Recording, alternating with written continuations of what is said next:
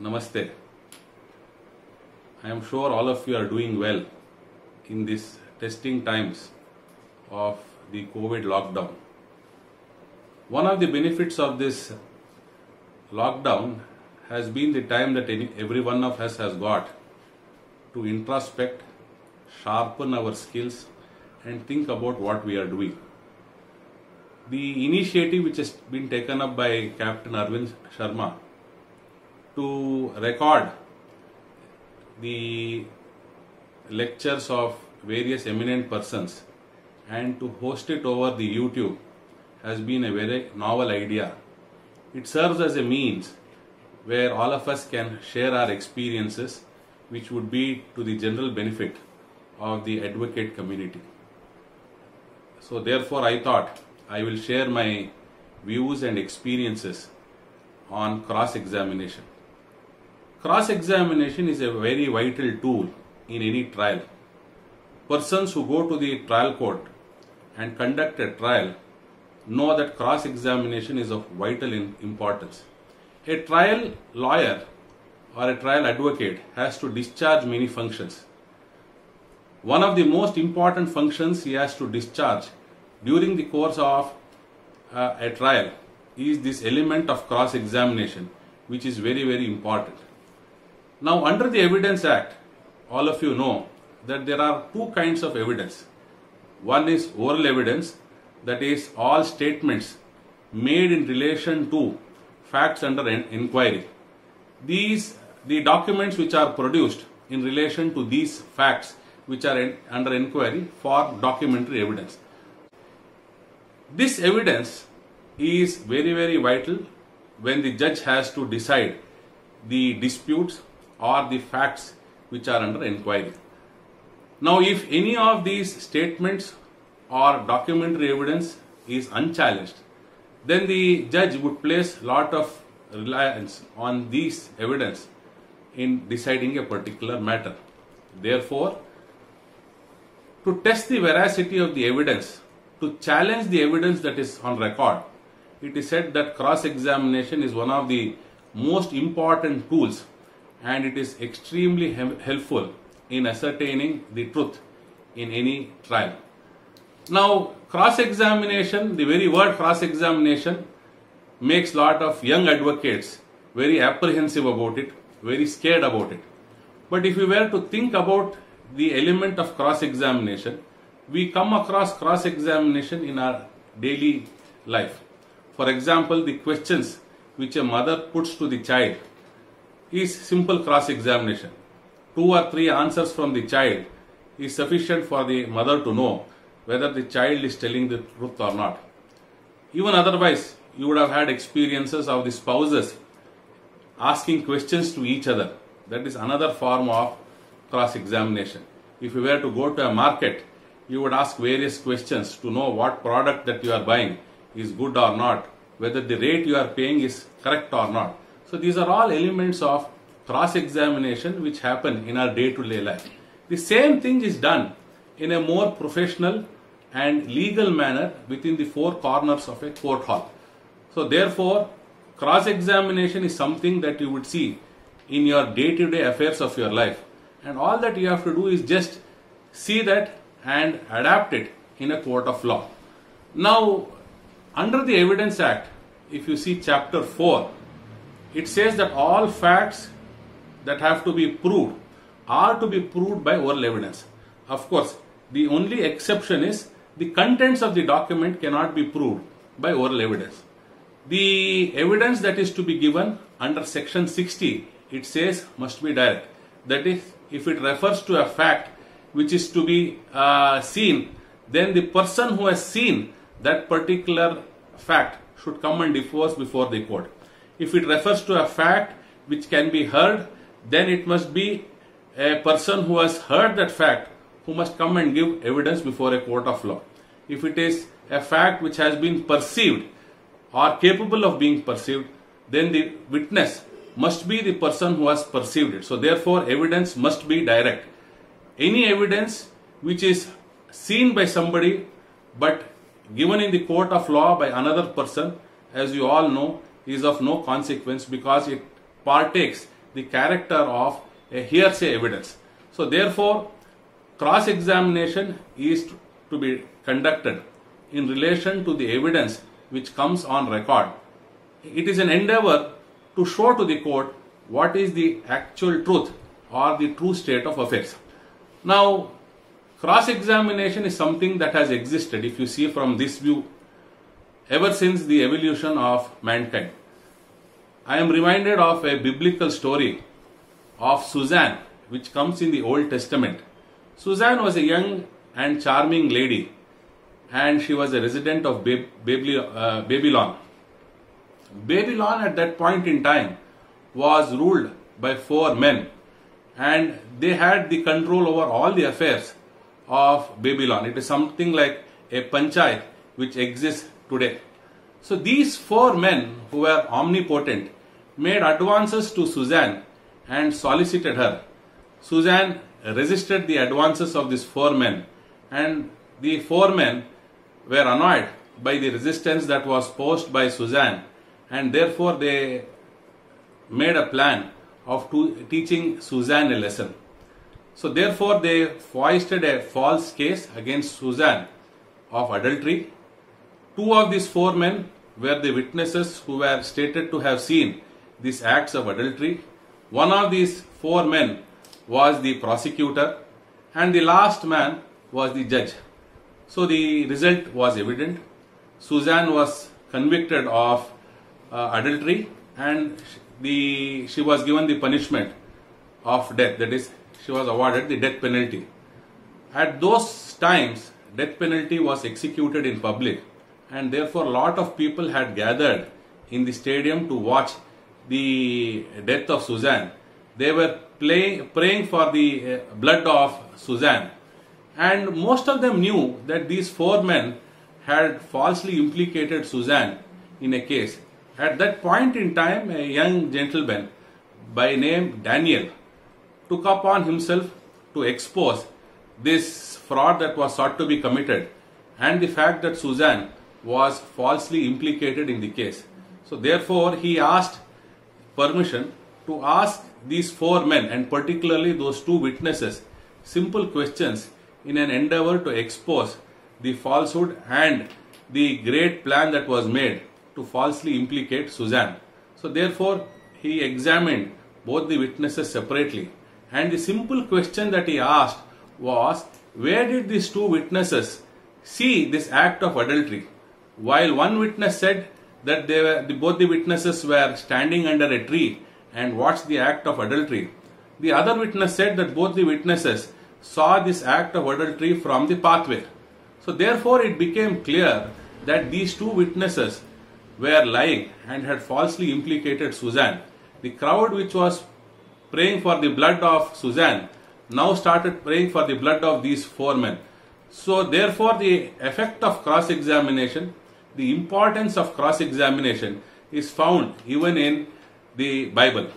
Now in modern days, you might have seen another version of this. There were 4 students who had partied hard the previous night, and as a result of which they reached the examination hall belatedly the next day to give exam. So they all made a story that the car tire had punctured, and a result of which they reached the examination hall late, and therefore they told the invigilator that it was because of this circumstance which was beyond their control that they arrived late, and therefore they must be given the benefit of extra time. The invigilator was a man with sound common sense. He asked all the 4 boys to sit in 4 different rooms, gave them a slip of paper and asked them to write which car tire got punctured, and the truth was exposed. So therefore cross-examination is something which the advocates, particularly young entrants to the bar, should not be very scared of. It is something that you have to acclimatize and think about in a common sense method, because the examples which I gave are nothing but pure instances where through sheer common sense the truth has been elicited. So there is nothing for the advocates to feel scared about in relation to cross-examination that happens in civil trials or criminal trials.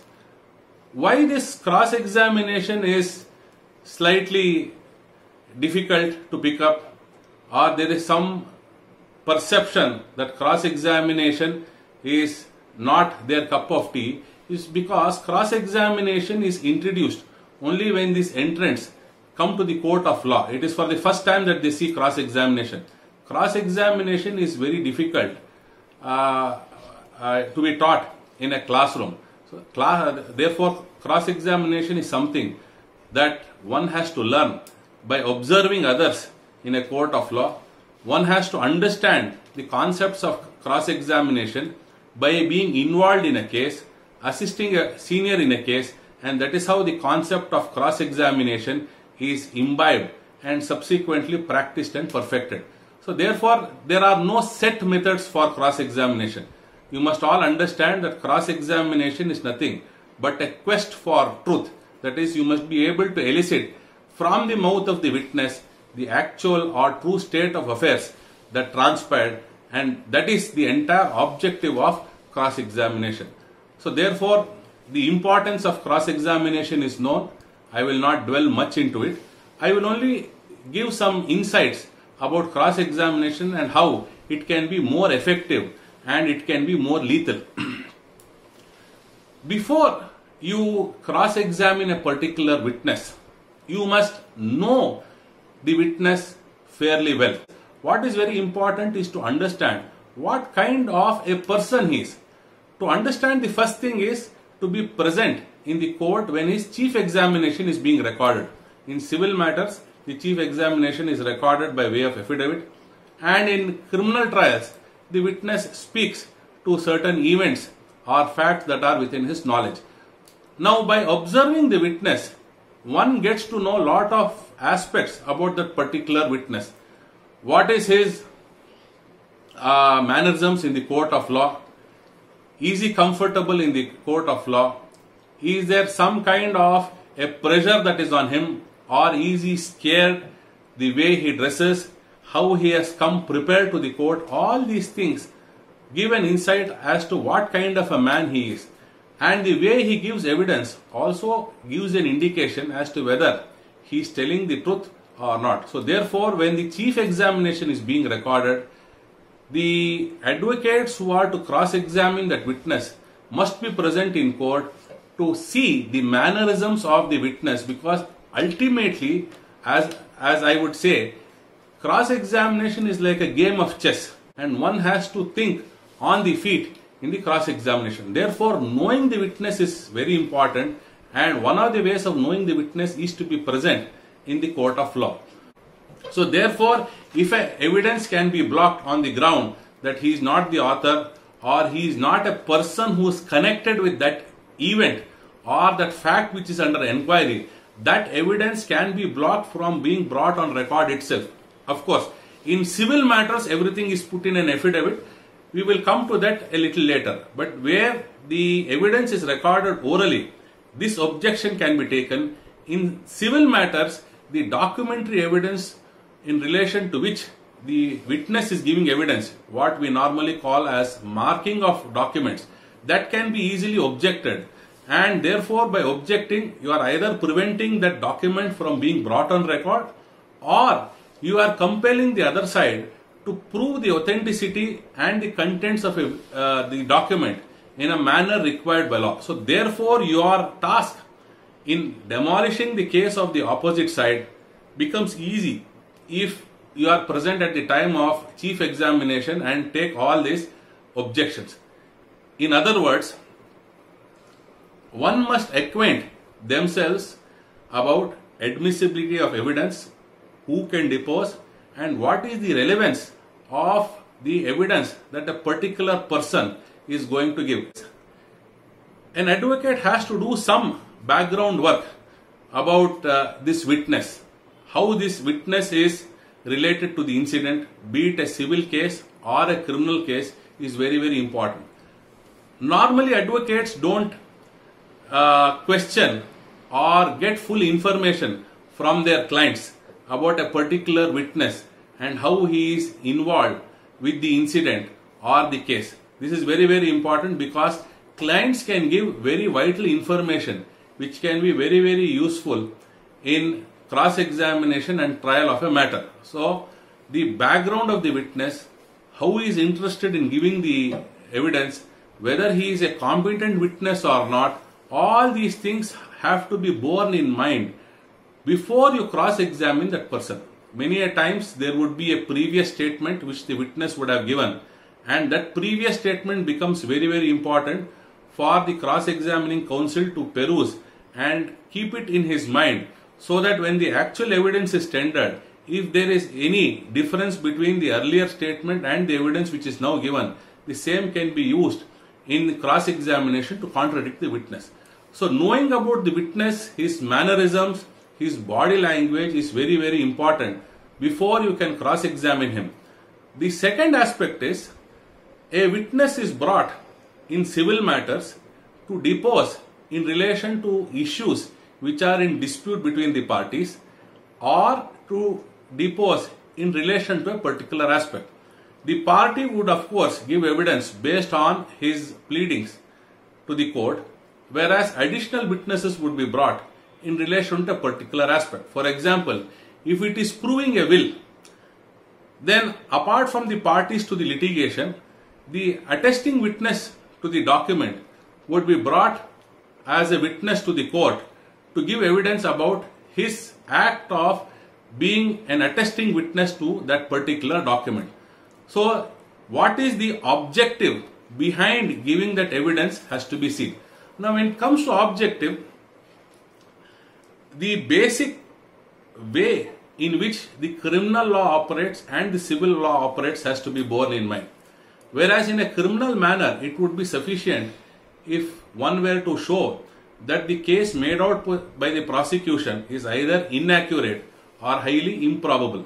Whereas in criminal matters, one would see that it cannot be a mere instance of showing that it is improbable, but they may also have to elicit the actual or true state of affairs, because civil cases can also be decided on preponderance of probabilities. That brings us to a very important question, that a witness who is to cross-examine a witness must know the law very, very well. Unless he knows the law, there cannot be effective cross-examination, because cross-examination has to be focused. It cannot be a situation where random questions are put or cross-examination is done sentence by sentence, or what is either found in the affidavit evidence or what is found in the deposition of the witness if it were to be a criminal trial. So therefore, what is the objective and what is the effect of cross-examination, what is the effect of the evidence that is given, has to be always borne in mind.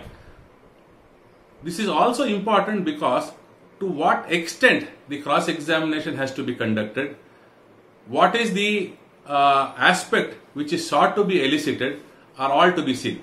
So before cross-examination is to be done, one must be thoroughly prepared with the pleadings in case of a civil trial. The dates must be noted down in a chronological manner so that it gives a clear picture about the sequence of events. Many a times what happens is, if the dates which are mentioned in the affidavit evidence are noted down in a chronological manner, lot of aspects come out of that itself. For example, in many cases, especially in civil cases, one will notice that documents are introduced as documentary evidence to prove a certain aspect. Now, not much importance is given to the date on which the stamp paper was issued, the date on which the stamp vendor in turn issued the stamp paper. Of course, these were all pre-Telgi years, I would say, when stamp papers were first issued by the Vidhan Sauda to the stamp vendor. Then the stamp vendor would give it to the person who would go and purchase the stamp paper. So these dates as to when the stamp paper was issued, when the stamp vendor issued it to the person who brought the stamp paper, the date on which the document was written, if these three dates are seen, it would give a lot of information, and as to whether the document is brought about in a proper manner or illegal manner would clearly come out.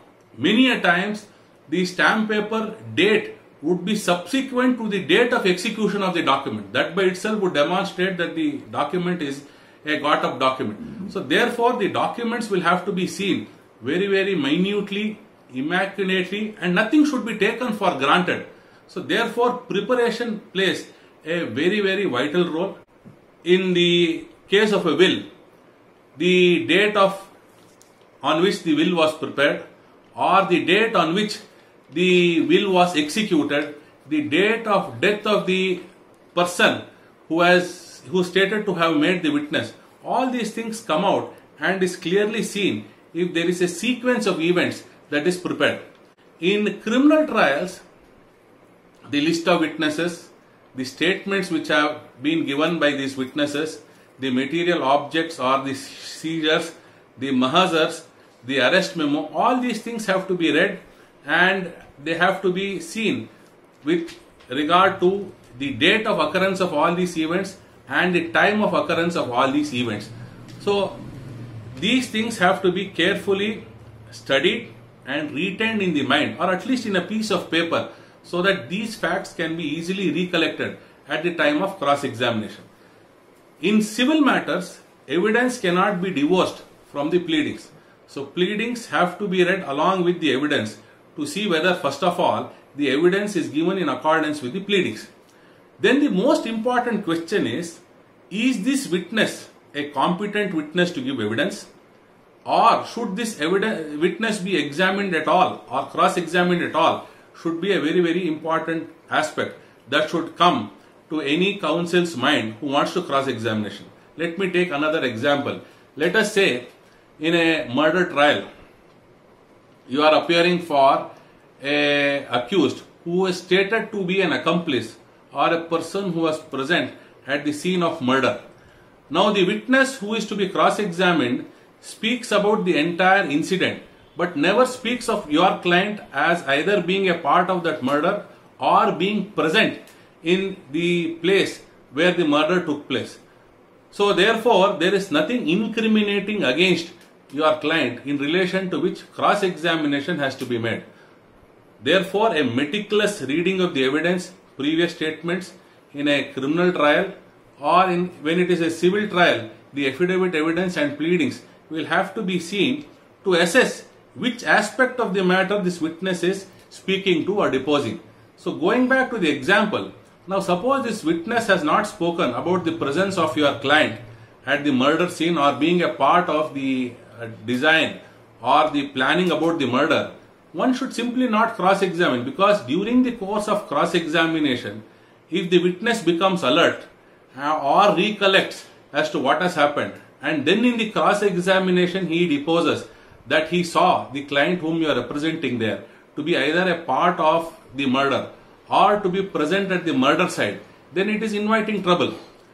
So therefore, this is very important, because you cannot say, no, the witness has said something in the cross-examination, please exclude it. Because as I said, statements which are made in relation to a particular fact under inquiry becomes oral evidence, be it either chief examination or cross-examination. The very same statement made in cross-examination can be a source or a point for convicting your client.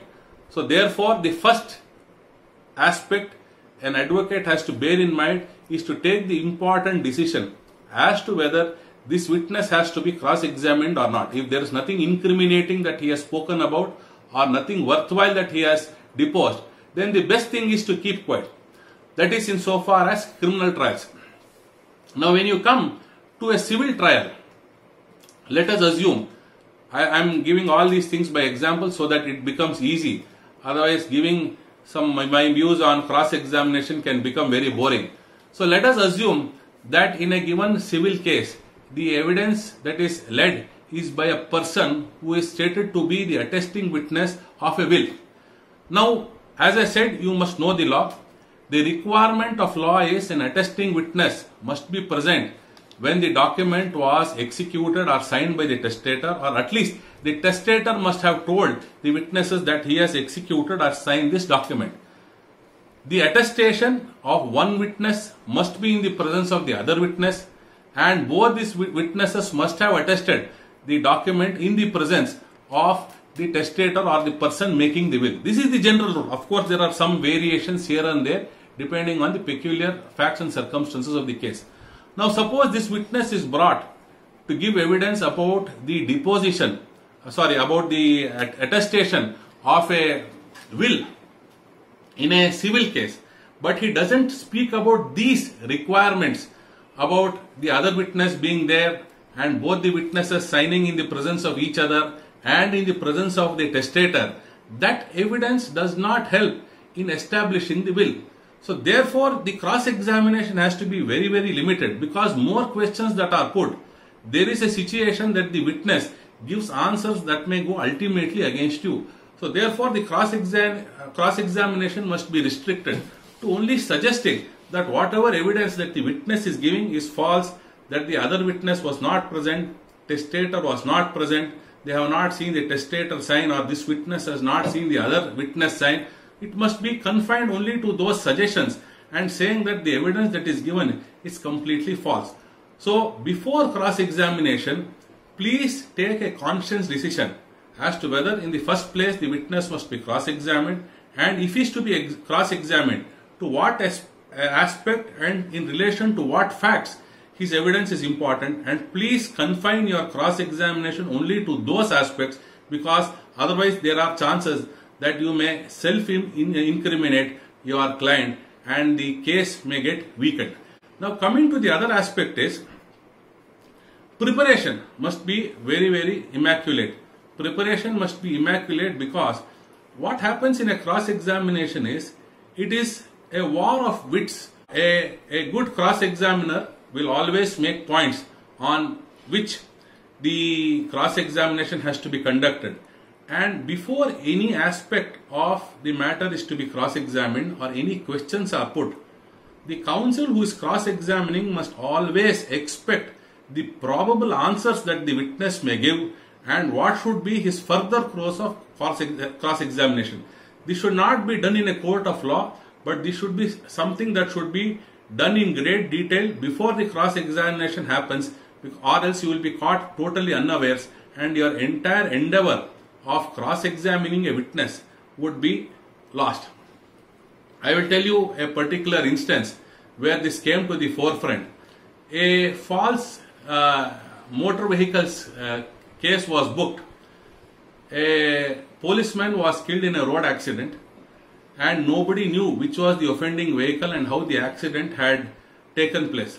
So a false case was booked saying that a particular vehicle belonging to a particular organization was involved in the accident, and that is how the case was built. And in the cross-examination, of course, the organization denied the accident and the involvement of its vehicle. So in the cross-examination, when the witness was put into the box, the advocate asked the witness a suggestion that so-and-so vehicle being a particular registration number was involved in the accident. The witness denied it. This had not been anticipated by the advocate, and therefore the huge questionnaire that the advocate had been prepared was on the assumption that the witness will admit the happening of or the occurrence of the incident or accident. Now when once the witness completely denied either the accident involving that particular vehicle or that vehicle with that registration number, all the other questions paled into insignificance.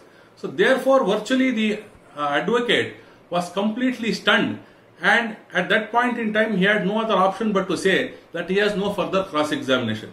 Which is why I say that before you prepare the important points, you must also anticipate the answer and have a plan B. The advocate in the present case was so stunned that he did not know anything else as to what he has to do, and therefore he said he has no further questions, and that became a big liability for him. If he had anticipated, yes, the witness may either speak the truth or not speak the truth, and therefore he may deny the incident itself, he must have a plan B. For example, he should have asked what according to him was the vehicle which was involved in the accident, what was its registration number, was he particularly aware of which vehicles were plying from that particular organization. So therefore these questions should have been there as a plan B, or should have been there in a scheme of events to show that either the witness is not aware of what he is deposing, or should the witness depose against what the advocate has sort of anticipated, there must be some other plan B which can be brought into force and the witness cross-examined. Of course, this plan B can also involve a situation where some questions are put and time is taken so that there can be better preparation, or one particular problem which the advocate is facing can be better encountered by spending more time on it. So therefore, the advocate must always anticipate the answers, have a plan B for the questions that he has to pose in relation to that witness who is deposing in relation to a particular aspect. Then the other aspect which is very, very important is minute observations in relation to a document. If the document is disputed, the age of the document is very important. The language that is employed in the document is very, very important. I am reminded of one incident where a letter or a grant order was produced in relation to grant of a land, and it was claimed that it was a government land and the grant was made by the Tahsildar. This document was of early 1900s and the word that was used in the document was Tahsildar. In early 1900s, the officer who now is discharging his duties and functions as a Tahsildar was then known as an Amaldar in the common parlance. So therefore, in all olden documents, one would find the word Amaldar instead of the word Tahsildar. So that becomes a very, very vital piece of information which can be relied upon for the purpose of cross-examination. Therefore, I said the document must be studied very minutely, including the words which are used, the nomenclature, the language of the document, how the physical features of the document are there. All those things have to be observed. Then the other aspect is, you will invariably see that most of the evidences that are produced is either a form falling under a particular act or records which are maintained by the government or various other officers. You are aware of the famous Shah Commission that was constituted to investigate into the emergency and the brutalities that were involved in imprisoning people without any justifiable cause. Now, when the Shah Commission had its sittings at Bangalore, I am given to understand it was in the town hall, lot of evidence was produced. Basically, the entire endeavor was to see persons who were apprehended and lodged in jail, whether they were done in accordance with the due mandate of law or due procedure prescribed by law. So therefore, you are all aware that registering an FIR has to be done in a particular form, in a particular manner. Statements are to be recorded in a particular manner. Of course, now everything is digitalized or computerized. Earlier, you had forms. So when all these forms and FIRs, statement of witnesses were all produced, Justice Shah observed something and he told the concerned officials of the government as to who printed these forms. He was informed that these were printed by the government department, and therefore he asked that the head of the department should come to the court with particulars and information of all stationery that was printed in relation to these FIRs, recording of statements, etc. So when that, nobody knew why Justice Shah was asking such a question or was asking this head of the department who was in charge of printing the stationery to come to court, and that too with all these information as to when a particular stationery was printed, etc. and so forth. Now when this person came to the court, Justice Shah read out from each of these forms a particular form number which contained a mixture of both letters and numbers, and asked the head of the department who printed the stationery and these forms as to whether these numbers made any sense. So it was informed to the commission that these sequence of events which are normally found at the bottom of these forms indicate the date on which the stationery was printed or those forms were printed, in how many numbers it was printed and for whom it was printed. So therefore, after eliciting that information, then the numbers which were found in each of these FIRs, the statement of witnesses, remand orders, everything which were prepared, were all then read out, and the dates were given by the in charge or the head of the department of the printing press. A very vital aspect came out which nobody had observed. These forms were printed much after the dates of the alleged incidents and the alleged apprehension by the police and lodging them in the jails. For example, if a person was apprehended, say in August 1976, the forms were printed in February 77.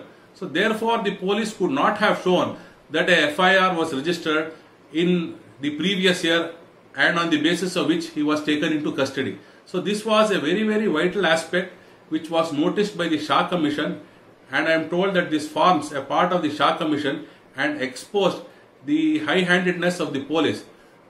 So therefore one must have an eye to minute details in all these forms, because they would throw a good light of information which would be very, very necessary during the course of cross-examination.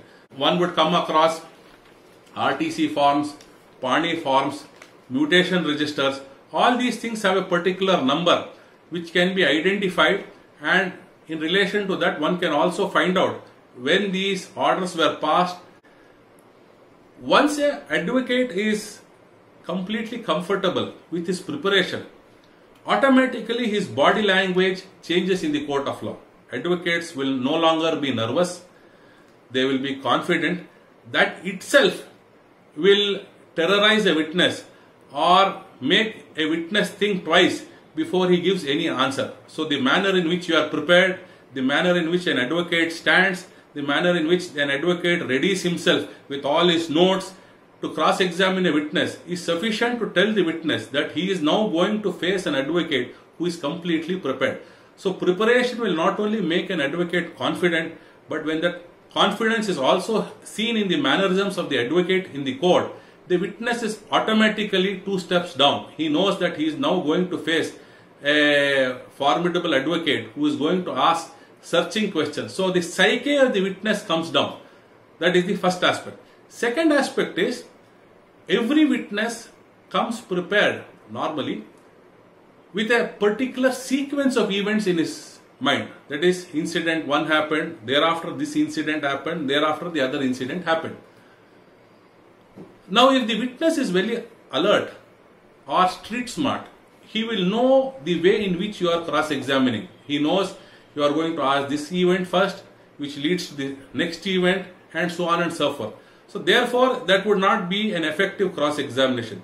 If an advocate finds that he is such a kind of witness, then the cross-examination must not be done in a sequential manner as regards the sequence of events that have arisen or the sequence of events in relation to which the witness has spoken. You must start asking questions randomly which will throw this witness off guard, because the sequence in his mind is lost.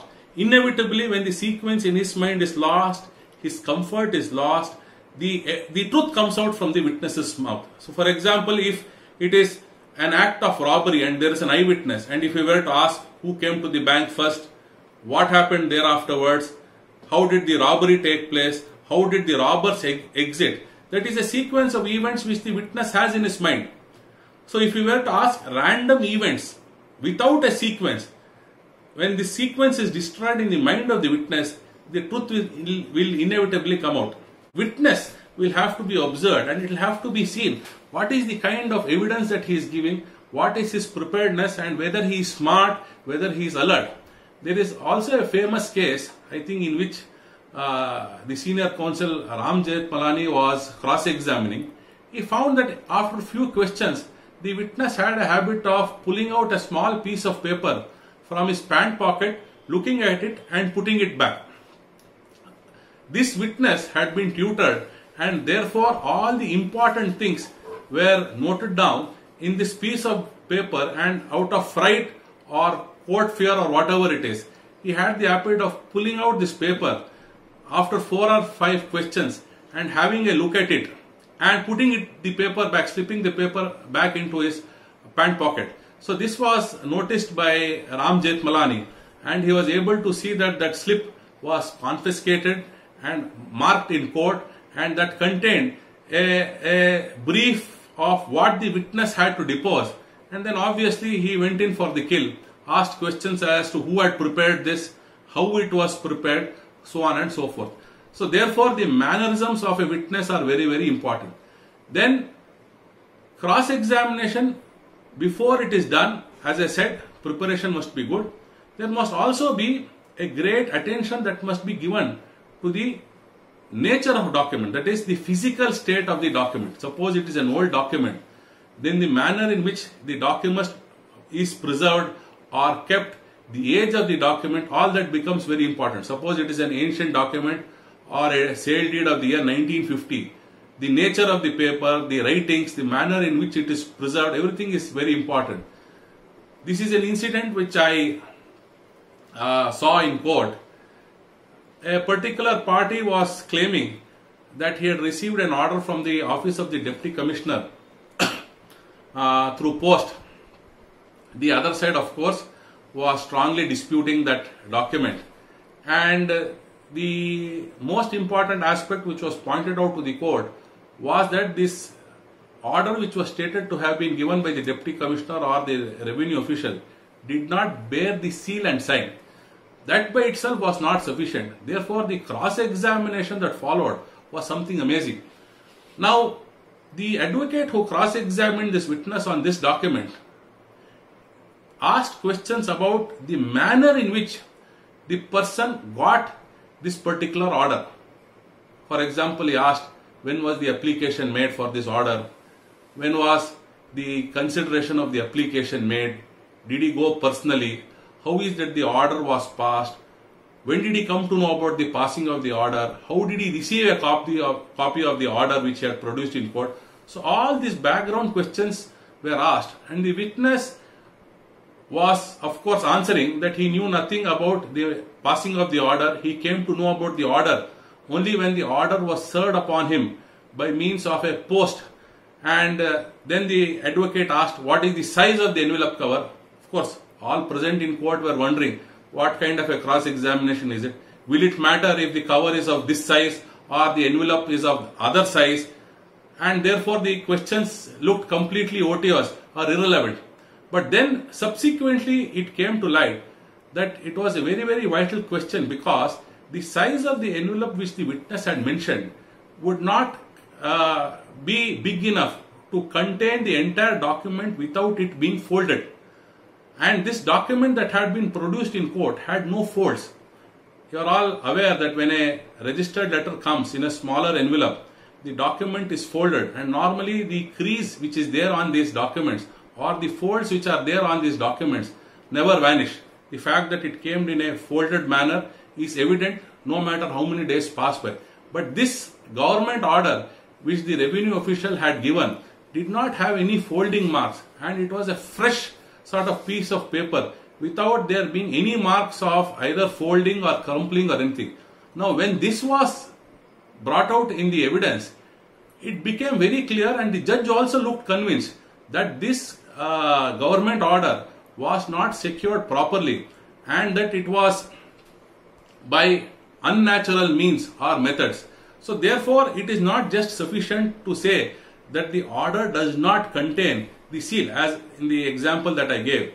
These further questions made it beyond doubt that that government order was a got up order, and the entire story that it came in an envelope, the envelope not being produced or marked in court, made it virtually certain that this order was a got up order or a fabricated order. So therefore the physical nature of the document is so important for the cross-examining witness to bear and keep in mind. The other suggestion that I would give, and which I have found is very, very important, is a spot inspection or visit to the spot. In criminal trials, the incident would have happened at a particular spot. That spot would have been described either by witnesses or in the mahazar. Then there would be a time of occurrence of those alleged incidents. Now a visit to the spot would throw a lot of light. For example, if that event has occurred during the night hours, then a visit to the spot will give a clear idea as to whether there was sufficient source of light for the incident to be seen by the witnesses. Suppose the area is a pitch dark area, there is no source of light, that is, there is no street light or any other light, then the question of any person being in a position to clearly identify the persons who are present at the spot, all these things becomes very doubtful. Now, if it were to be in a case of civil cases, I will give one particular example of a suit for injunction, where of course, as the usual pleadings go or the case go, they say there was a threat of forcible entry and the entire attempt was to encroach upon the site, and therefore the defendant must be restrained from interfering with the plaintiff's possession of the site. And a visit to the spot revealed to the counsel for the defendant that the description of the property, particularly the boundaries of the property as mentioned in the documents as well as in the plaint, were completely different to the actual boundaries which were available or seen of the property when the spot was visited. This is because after the site was purchased, a road had been formed and a portion of the land had been taken away, thus not only reducing the measurement of the property, but on one side of the property a freshly laid road was there, and this aspect had not been properly seen by the plaintiff or his counsel when the plaint was drafted or filed, because the same boundaries which were existent in the deed were the boundaries which were found in the plaint. So therefore a visit to the spot by the counsel for the defendant became so important and so vital. He was able to demonstrate that a false case had been filed, because if it was a case where the defendant was trying to encroach and the plaintiff physically resisted it, the plaintiff must be in a position to give the description of his property in terms of measurement as well as boundary, and whereas the actual measurement and the boundaries that existed of the property vis-a-vis the boundaries and measurement that existed in the plaint and the documents were completely different. So therefore this is another vital aspect which should be undertaken by the counsels before they cross-examine, that is visiting to the spot. Nowadays, due to pressure of work and various other factors, traveling in Bangalore is a problem. Due to various aspects, this visit to the spot, which was earlier given lot of importance, is slowly losing its importance. So visit to a spot is very, very important before the counsel who is cross-examining the witness should have in his mind. And this is very vital, because the entire scope of cross-examination, the entire contours of the suit or the case would change. I don't know whether it has been helpful or it has been boring or insignificant, but it is an honest attempt to share my experiences so that people overcome this fear of conducting a cross-examination or trying somebody else to conduct the cross-examination. So I leave you with all these thoughts. Cross-examination is something which advocates need not be scared about. As I said, it is most often questions that are put based on preparation, common sense, so on and so forth. And each advocate should develop a distinct style of his own. Please don't try to copy or enact or do something which others do. You must have your own flair, your own method, your own ways of cross-examination, and that is very, very important. And when I have spoken of all these things, you will also be aware that these things don't come overnight. It is something that has to be seen, observed. You must be a part of the cross-examination, assist a senior, then start cross-examining yourself, and then develop your talent over a period of time. So cross-examination, its aspects, your conducting a cross-examination will not come overnight. It takes a lot of time and it takes a lot of efforts for you to come out with a good cross-examination. With these thoughts, I will leave you here, and if time permits or the occasion permits, I will undertake other aspects of cross-examination. I would be very thankful for all of you to have spent some time listening to my views, and especially to Captain Sharma for having undertaken this initiative. I wish you all well. Please stay safe. Please be healthy. Thank you.